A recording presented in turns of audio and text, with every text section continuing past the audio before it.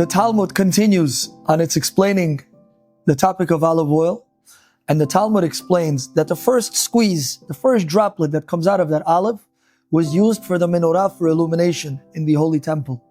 Whereas the rest of the olive was then ground, and that oil was not allowed to be used for the menorah. Only the first droplets were able to be used for menorah.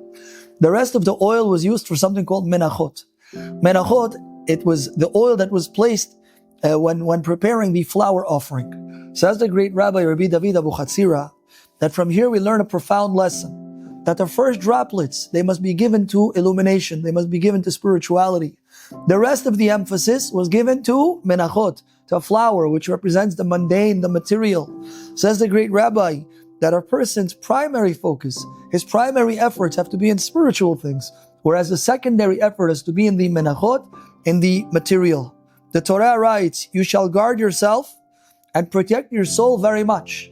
What does that mean, guard yourself and protect your soul very much? The body needs to be protected, it needs to be guarded, but the soul needs to be protected very much, even more than that. Ushmor nafshecha meod. Even though the body we must protect, but how much more so must we go the extra mile to protect the soul?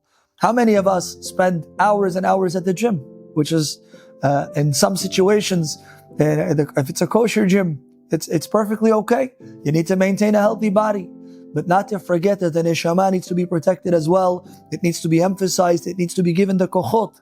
And we do that with heartfelt prayer when we come to pray in minyan, to be found in the synagogues, with heartfelt limud Torah. When a person sits down with a chavruta, he opens up the Talmud, he opens up a book of Halacha, he elevates himself, he nourishes the neshama, because not just the body needs to be protected, how much more so does the neshama need to be protected? So just like the first droplets, they were given to the oil, which was to illuminate spirituality, and only afterwards it was given towards the flour, which is the mundaneness.